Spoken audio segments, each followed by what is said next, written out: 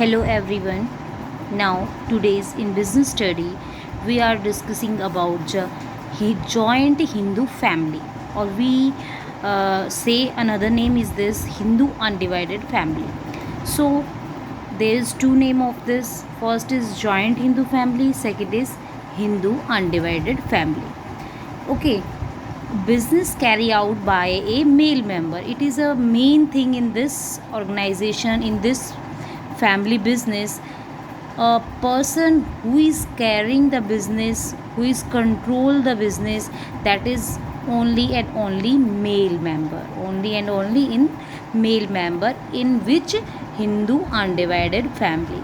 And second thing is here, mostly this form of business is only in India, not in other country.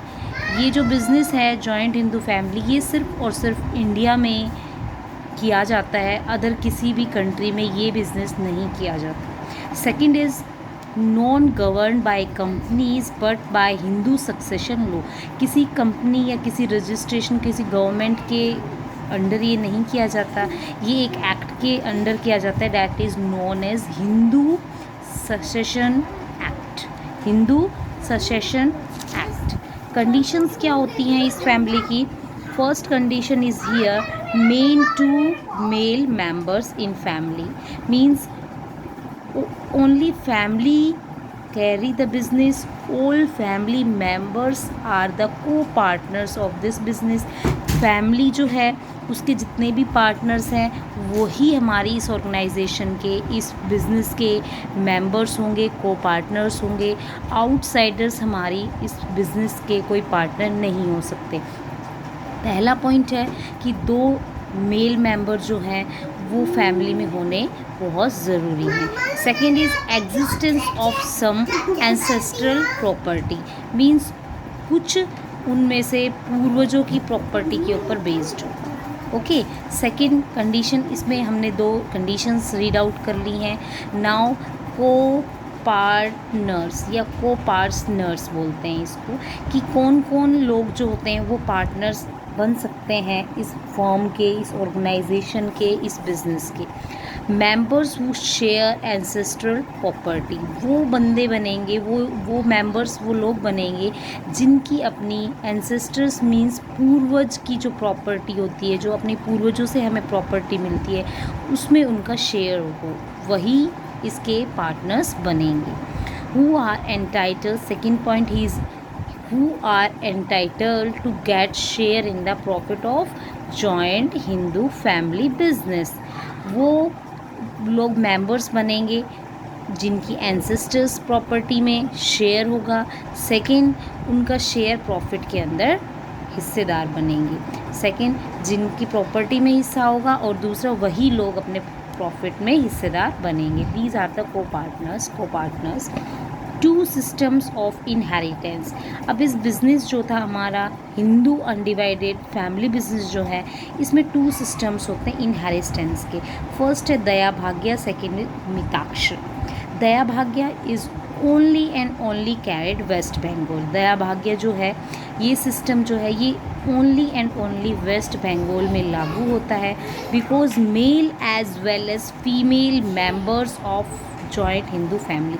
अभी तक हमने क्या पढ़ा था कि जॉइंट हिंदू फैमिली में ओनली क्या होते हैं, मेल और फीमेल.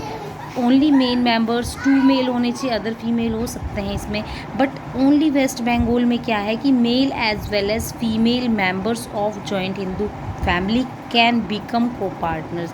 मेल भी हो सकते हैं और फीमेल्स भी हो सकते हैं, वो सारे क्या है, को पार्टनर्स हो जाएंगे. ये तो वेस्ट बंगाल में इस तरीके से लागू होता है, उसको दया भाग्य बोलते हैं. और मिताक्षरा पूरे इंडिया में लागू होता है एक्सेप्ट वेस्ट बंगाल. वेस्ट बंगाल को छोड़कर मिताक्षरा जो सिस्टम है इनहेरिटेंस का, ये सारे इंडिया में लागू होता है. ठीक है, only male members can be को पार्टनर्स. अभी जो हमने इसमें पढ़ा था, जॉइंट हिंदू फैमिली में पढ़ा था, उसमें सबसे पहले देखा था कि हमने क्या बताया था कि मेल मेंबर्स होते हैं, बट यहाँ पर मेल और फीमेल होंगे. Second thing, joint Hindu family की मेन थिंग होती है कि जो मेन सीनियर मोस्ट फैमिली का जो बंदा होता है वही उस बिज़नेस को कैरी करता है, उसको कंट्रोल करता है। जो सीनियर मोस्ट मेल मेंबर होता है, जो मेल मेंबर होता है उसको बोलते हैं कर्ता। तो karta is only one member who that member who carry और control the business, that is known as karta, उसको कर्ता बोलते हैं। जैसे हमारा नॉर्मली हम बोलें कि हमारी फैमिली जो होती है बेटा, उसके अंदर मेनली मेल मेंबर कौन होता है? हम अपने ग्रैंडफादर होते हैं, ठीक है। तो मोस्टली क्या होता है जॉइंट हिंदू फैमिली में कि जो बड़ा सीनियर मोस्ट मेंबर होता है ना मेल का, वही हमारा जो होता है मेंबर मेन जो होता है वही हमारा कर्ता होता है, वही हमारे बिजनेस को कंट्रोल करता है। अब देखेंगे हमने उसके बारे में मीनिंग पढ़ लिया है। अब हम पढ़ेंगे features of undivided family. Undivided family के फीचर्स क्या होते हैं? Membership of birth.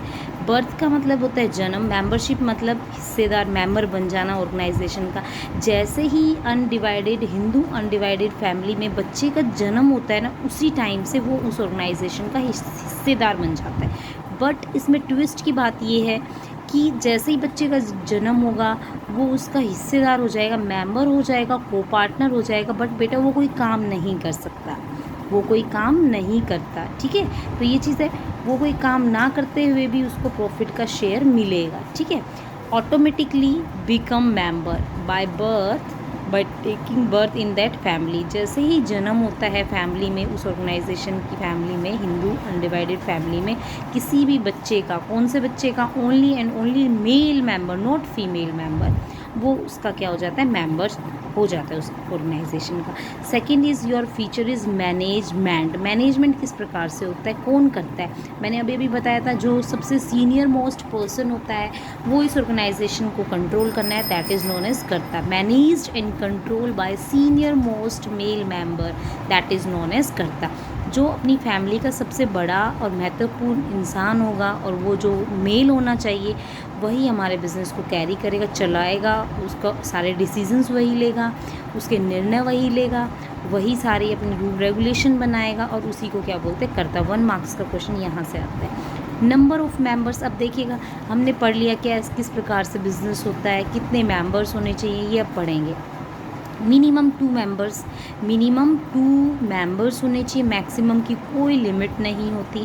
But membership is restricted to the 3 successive generation, मतलब 3 जनरेशन के बीच का ही हमारा चलेगा। चौथी जनरेशन में चला जाता है तो वो जॉइंट हिंदू फैमिली में नहीं कनेक्ट करेंगे हम, ठीक है। तो 3 सक्सेसिव जनरेशन के अंडर ही हमारा HUF चलता है, Hindu undivided family. Minor member, fourth is your feature minor member. क्या माइनर मेंबर जो है वो ऑर्गेनाइजेशन में को पार्टनर बन जाता है? येस। जैसे अभी हमने पढ़ा है कि बाय बर्थ वो उसका क्या बन जाता है? मेंबरशिप मिल जाती है उसको। तो this is yes. A child can become member by birth. बच्चे का जन्म होते ही, वो जन्म लेते ही उस पार्टनरशिप उस फॉर्म का क्या बन जाता है? पार्टनर बन जाता है। कौन से फॉर्म का? HUF, हिंदू अनडिवाइडेड फैमिली का। अब लाइबिलिटीज़ के बारे में पढ़ेंगे कि इस बिजनेस फॉर्म में लाइबिलिटीज़ का क्या रोल है। कर्ता जो होता है ना, सीनियर मोस्ट पर्सन, उसकी लाइबिलिटीज़ क्या होती है? अनलिमिटेड। उसकी लाइबिलिटीज़ कैसी होती हैं? अनलिमिटेड। मीन्स अगर बाय चांस बिजनेस में कुछ हैवी लॉस होता है तो वो अकेला बंदा है जो अपनी पर्सनल प्रॉपर्टी तक को सेल कर देगा, ठीक है, उसको अपनी पर्सनल प्रॉपर्टी तक को बेचनी पड़ जाती है। बट अदर मेंबर्स जो होते हैं ना, कर्ता को छोड़कर रिमेनिंग जो मेंबर्स होते हैं उन सब की कैसी होती है? लिमिटेड लाइबिलिटी होती है अकॉर्डिंग टू देयर शेयर। और लिमिटेड लाइबिलिटी होगी और उन सब का शेयर भी इक्वल होता है। Remember always. Your 6th feature of joint Hindu family is all members have right to inspect accounts. Inspect का मतलब होता है जांच पड़ताल करना।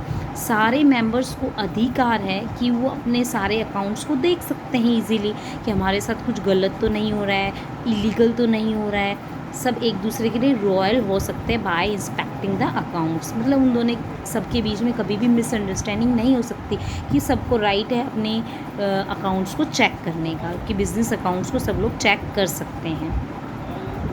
And can claim for the share and property at time of partition.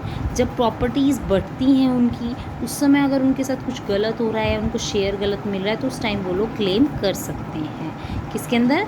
Joint Hindu family में। They have rights to rights, सबको right है अपने अकाउंट्स को इंस्पेक्ट करने का। सेकंड, जब भी प्रॉपर्टी उनको जब बंटवारा जब होता है तो उनको अपना शेयर अपने अधिकार पे पूरा क्लेम करने के लिए उनको राइट होता है। रजिस्ट्रेशन, देखिएगा जॉइंट हिंदू फैमिली में कोई भी कंपल्सरी नहीं होता किसी भी ऑर्गेनाइजेशन को रजिस्ट्रेशन करना, क्योंकि वो एक एक्ट के तहत चलता है। जॉइंट हिंदू फैमिली जो है हिंदू लॉ के अकॉर्डिंग रन अप करा जाता है, ठीक है।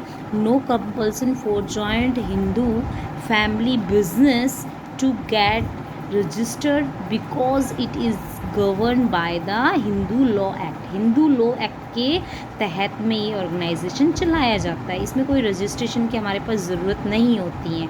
इसमें आप लोगों को लर्न करना है लाइबिलिटी के बारे में, राइट्स के बारे में, मेंबर्स के बारे में, रजिस्ट्रेशन के बारे में। All points you have to learn, you must have to learn. Eighth is perpetuity,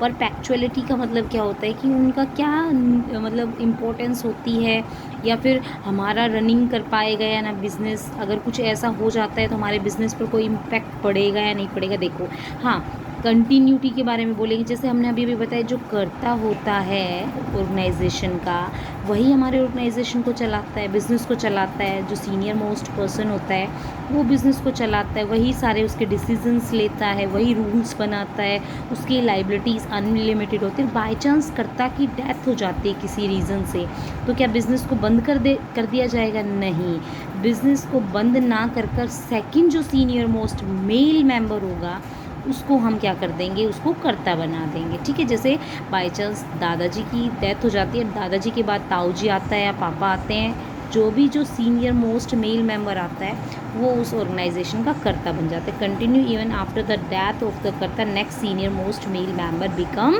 कर्ता। नेक्स्ट जो मेल मेंबर है कर्ता वो बन जाता है। अब देखिएगा